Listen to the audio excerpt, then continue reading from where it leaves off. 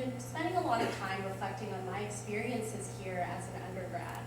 And what I've noticed is that when I've been lucky enough to have times of success, there were always women in my corner who were supporting me and often advocating on my behalf. And on the flip side, when I've experienced setbacks in life, these same female mentors were helping me put things into perspective so that I could learn from my setbacks and use what I learned to help me achieve success later on. Now, Andrea Otanez is one of these people. She's a journalism instructor here at the UW and a former editor for the Seattle Times. She's actually the person who coordinated the Olympia internship program. And she reached out to me last year and encouraged me to apply. But when she first reached out, I was not completely sold on applying to the program.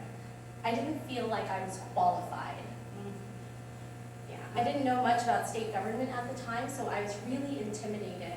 But because Andrea took the time to meet with me one-on-one and ease and alleviate some of my concerns, I felt more comfortable applying despite my lingering self-doubt. So I went for it, and as far as career development goes, it was the best decision I could have made. When I got to TVW, I noticed that the staff was overwhelmingly male, from the production crew to my fellow TV hosts, and this wasn't a problem. But I was nervous that I might not fit in with the guys at work.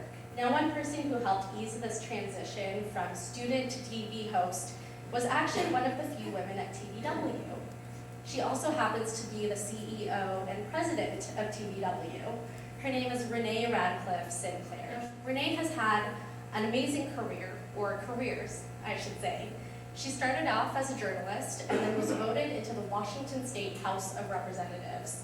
Later on, she worked for the U.S. Chamber of Commerce, and her list of accomplishments is too big to fit on one page. She also worked as a lobbyist and then worked for Apple before taking on that position at TVW. And I was so inspired by her story and her willingness to take risks in her career.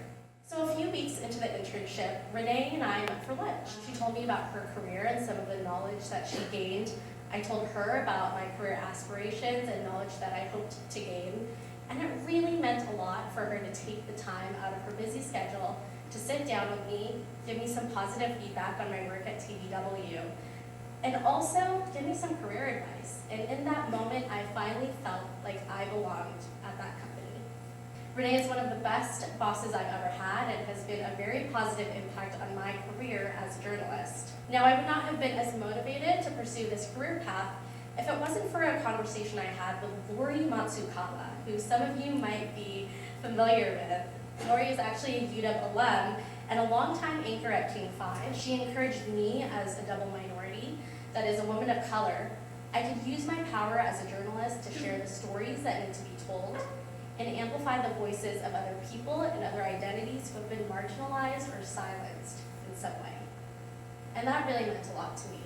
There have been many times in my life when I've been one of the few women of color or the only woman of color in certain settings, whether I was competing in pageants, when I was in newsrooms, or attending events at the state capitol in Olympia. And I have to tell you that based on experience, that lack of representation really matters, and it's harmful, especially to young women and to young girls.